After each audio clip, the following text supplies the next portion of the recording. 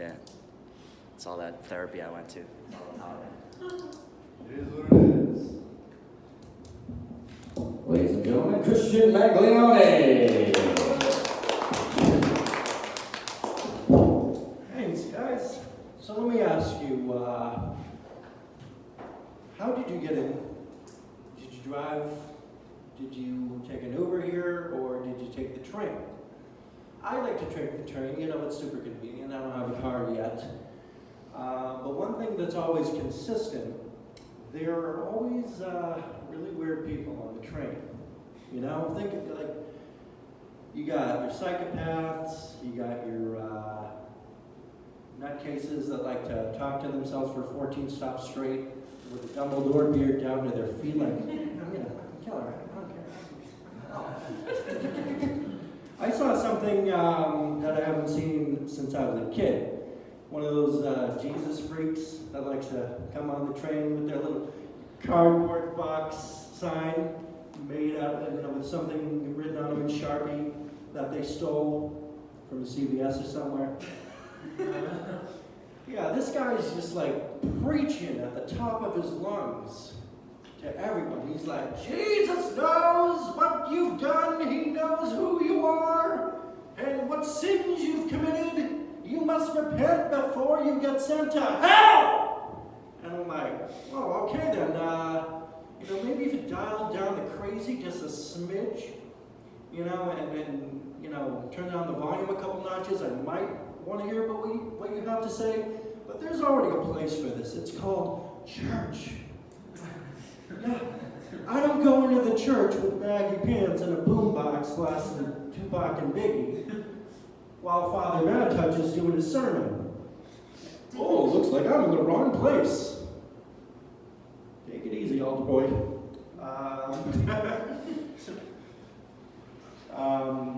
Work. Can we talk about work for a sec?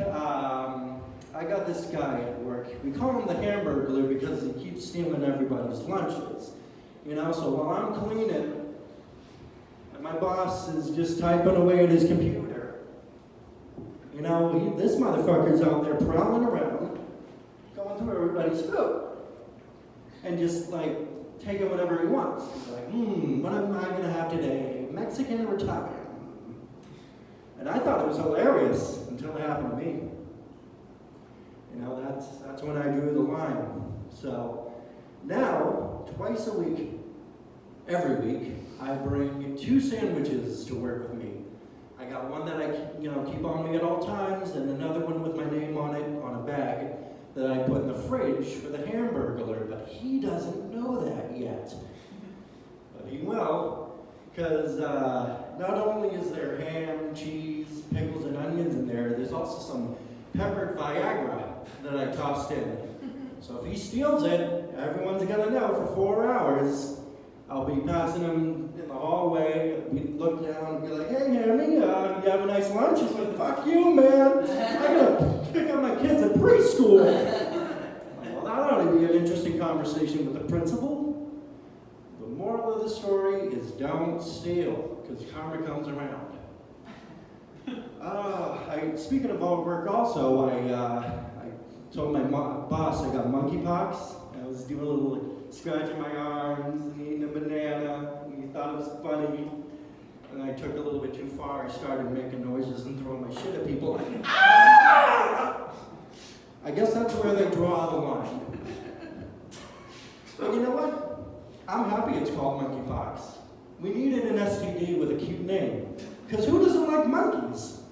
You little capuchin ones, they're so small and cute. Oh, yeah, all the other STDs, they just sound scary, don't they? Chlamydia, gonorrhea, AIDS, woo!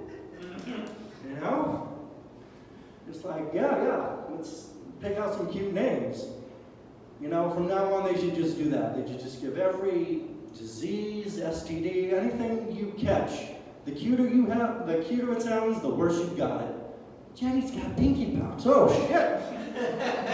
Nice knowing her. No, I'm not going to the funeral. I'm going to catch it. Fuck that shit. That bitch ain't taking me with her. when the mask mandate started, when the mask mandate started, I couldn't help but think back to my childhood during my ninja phase, because I would always, dress in all black and have the mask on, and I'd be like zipping around the house and throwing ninja stars and chopping my swords made out of plastic, because the real ones got that other guy killed and we weren't supposed to talk about it, and I just remember that now. But anyway, no, I think it's important to look at the positives, even in a sucky situation, Like, people might be wearing the COVID masks right now just to avoid, giving money they owe to people. A bookie might break down the door, be like, "Raise up, motherfucker! Justin owes us $9,000. Oh, we haven't seen that guy. Maybe he moved. I don't know." Oh, fuck, that's the last time I bet on the Mets.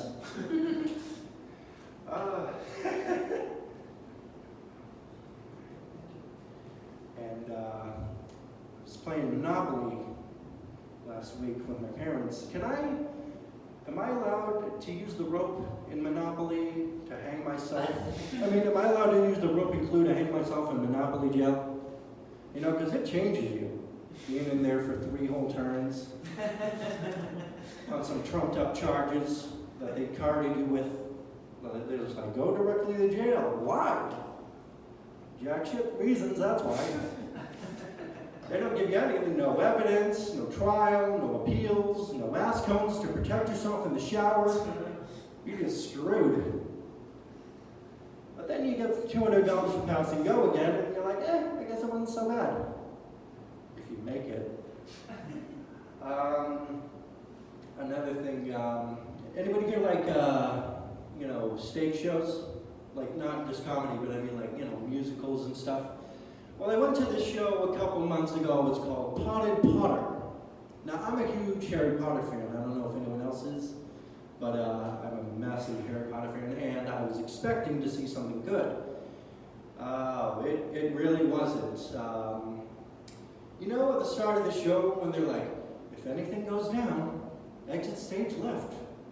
Yeah, I wish something had happened. I wish the whole place had been burning because I wanted to get the fuck out of there immediately. It wasn't Harry Potter at all. It's just this meathead and his douchey friend making asses out of themselves for 90 minutes for $200. And I'm just like, fucking someone shoot me. Lincoln had it good. Someone shot him during the show. He's like, oh fuck, this show was terrible. Oh my god. That's alright. We all make mistakes. I also used to think that 911 operators were assholes because of how calm they were. No matter what, you could call, like, someone's in my house! Yeah, you can understand how you feel. You might want to go upstairs and lock yourself in the room. If you got a window, you could jump out of it too. I don't give a fuck. No, they're pretty cool. They keep you cool under pressure. If it was me, I'd be like, fucking go! Go! Get out of the house! Yeah, you might break a leg, but just get out. But I tell you what, if I ever do have to call 911, the one cop I don't want is the one that visited us in summer camp when I was a kid. This guy was, to put it politely, fat. Like Hawaiian ukulele player. Somewhere over the rainbow, way up high, like your cholesterol. No, this dude was just waddling in. He's like, hey, if you're ever in trouble, call 911, they'll send me. I'm like, I hope not. Can you ask for specific cops when you call 911? Can you be like, yeah, I want someone like at least 150 or under, maybe does a 5K every week, not fatty big fat fuck. All right, because he's definitely going to get shot. The dude just came in my door with a gun. All right, this dude's like wider than a door. You might as well just not send a cop at all. It's fucking crazy. But don't they have any standards? Like, are they just like, all right, if you can breathe, you can get in the cop car. Well, I got type 3 diabetes. Doesn't matter. We're short-staffed. All right, that's all I got for now, guys. Good stuff, Christian. Put it up for everyone one more time. Your camera got it all. Yay! Dude, look at that.